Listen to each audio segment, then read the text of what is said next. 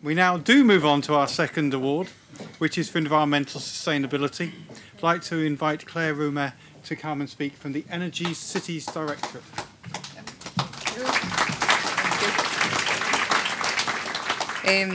Thank you very much. It's a great honor for me to be here today to give this award, to hand over this award.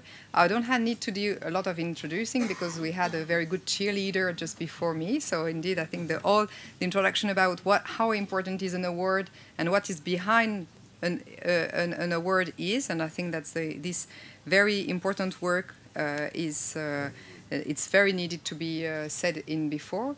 I want only to add maybe that beside the fact that all the candidates are all the projects are really worth, and that there is a lot of important things in each of those projects. What is also very difficult when you give an award is to define the criteria in which you do the selection. And I know that colleagues have been working very hard to find a way to make sure that there is, how do you award? So sometimes it happens that indeed you do award the one that is the easiest to understand for you. It doesn't mean that at the end it's the best on the ground. And in that case, I think on the environmental sustainability, there were very, very impressive projects that have been sent to Housing Europe.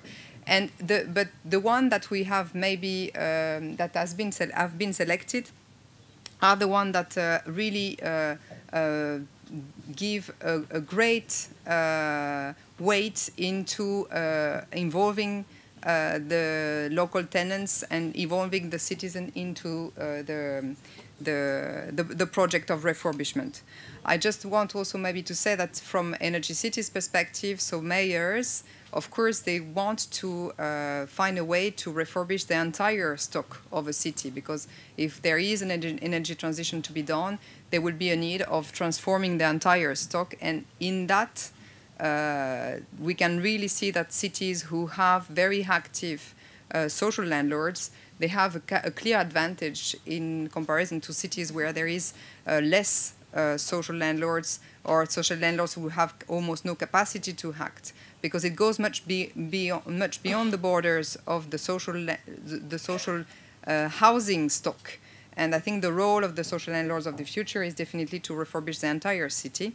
And that's a very big new area in which I think mayors count on getting the right advice and the right all the expertise that social landlords have developed in refurbishing their own stock. They have to transfer it into the entire city. So in terms of shortlisted organization, I think the first one is Circle Housing. If I can ask if one of the representatives of the organization can stand.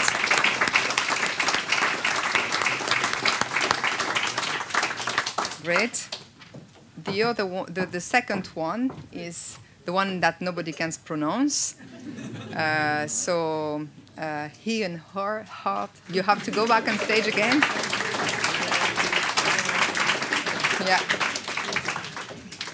The third one is Foyer de Seine-et-Marne. Yeah. The fourth one is Liverpool Mutual Home. I don't know if we have one representative. Yes, great. And the final one is Société Dauphinoise pour l'Habitat. So also, yeah. So here we can see two things: is that it's always better to indeed try to get a prize. Is always better to try different category. So you can see that there is some others that have been.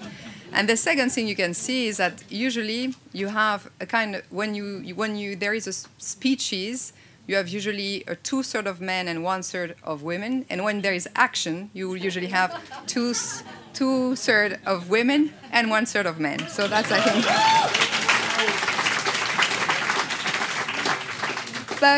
But the laureate is indeed Société Dauphinoise pour l'Habitat. So, and I can, well done.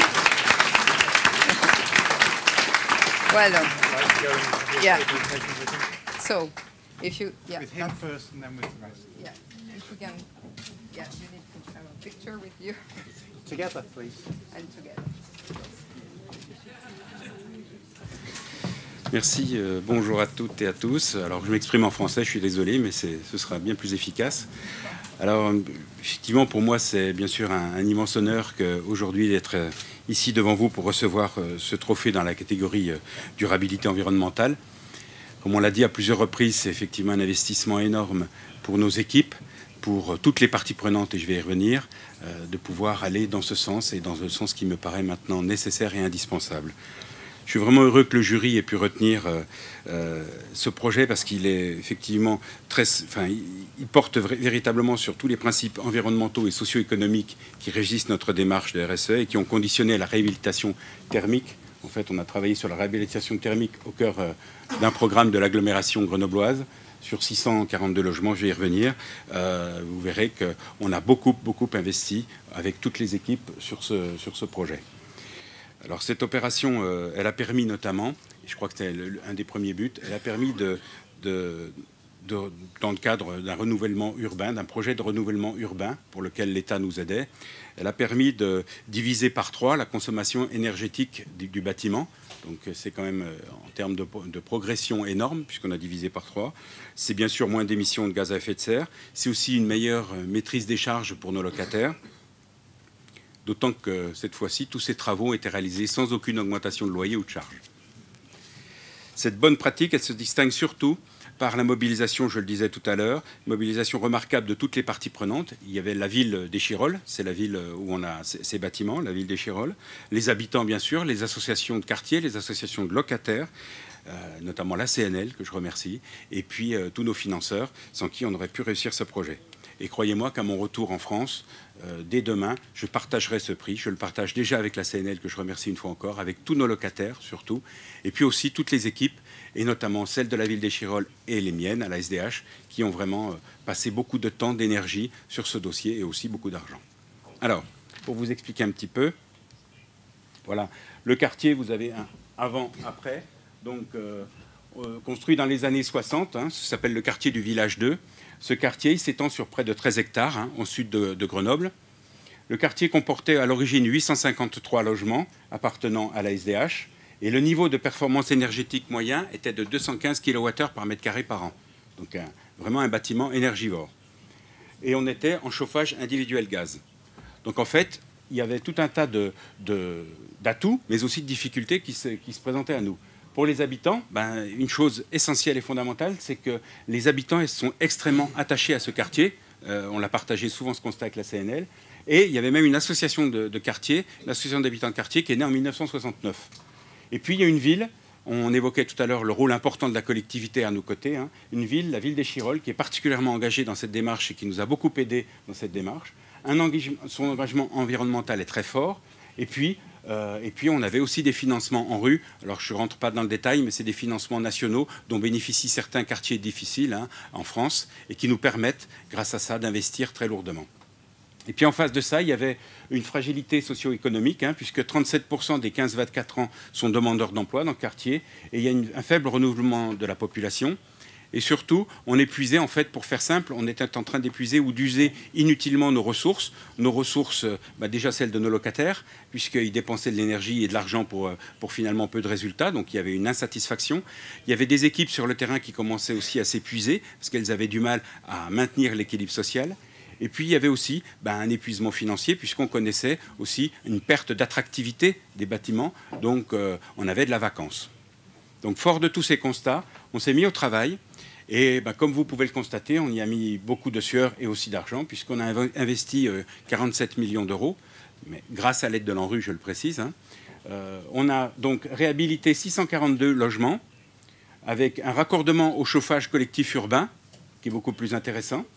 On a posé des menuiseries double vitrage, on a travaillé sur l'étanchéité des toitures, on a changé toutes les fenêtres, et on a atteint un niveau de consommation qui est niveau BBC rénovation avec 75 kWh par mètre carré par an par rapport à 215. Donc vous voyez la marche énorme qu'on a pu franchir. Et ça a été mesuré, c'est confirmé. Enfin, on a construit des bâtiments neufs pour favoriser la mixité sociale et générationnelle. Alors, en termes de locatif social, on a reconstitué 65 logements dans 2 bâtiments, dont un qui lui aussi intègre un dispositif de mixité générationnelle, où on a des logements qui sont adaptés pour permettre le vieillissement des personnes dans leur domicile, plutôt que de les mettre dans des établissements spécialisés. Et on a fait aussi des bâtiments avec une coopérative en accession à prix modéré. Alors avec tout ça, on l'a fait, je le disais tout à l'heure, en étroit partenariat avec les parties prenantes, essentiellement la ville d'Échirolles et les locataires. Alors comment on a fait? En fait, il y a tout un tas de réunions qui ont eu lieu, réunions d'information avant, pendant et après, où on a coordination technique avec toutes les parties prenantes du projet, des visites de sites pour évaluer les ajustements à opérer, avec les associations de locataires, et notamment la CNL et l'association du Village 2. On a beaucoup travaillé sur un protocole d'accord qui portait sur le contenu et la mise en œuvre des travaux de réhabilitation. On a coproduit des actions de sensibilisation sur les pratiques respectueuses de l'environnement et on a en fait la promotion du changement de comportement durable. Une fois encore, tous ces investissements, et j'insiste, n'ont de sens et de force et de valeur, ils ne gagnent en puissance que si on peut avoir le relais sur le terrain des associations de locataires pour nous aider dans cette démarche de pédagogie. Je parle souvent de pédagogie, d'acculturation. On est véritablement dans cette démarche grâce à l'aide de nos personnes sur le terrain. Avec les habitants, on a fait beaucoup de réunions de démarrage et de fin de travaux pour chaque bâtiment qui a été réhabilité.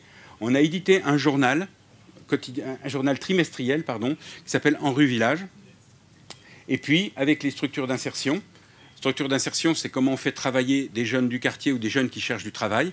Eh bien, avec ces structures d'insertion, la ville d'Échirolles et la SDH, on a signé une charte pour en fait favoriser l'insertion et l'emploi dans les sites de rénovation urbaine. Je vous passe rapidement le chronogramme, mais vous voyez que ça s'est fait très longuement. Il y a eu une grande phase de convention de préparation. Il y a eu une phase de relogement des familles, puisqu'il a fallu enlever des familles, puisque nous avons démoli un certain nombre de logements. Il y en avait 853, 642, on en a démoli 211. Voilà. Et puis après, construction et démolition, comme je le disais, des logements. Voilà, sur une période assez longue. Alors, sur les impacts environnementaux, donc, je l'ai dit tout à l'heure, 642 logements, 215 à 75.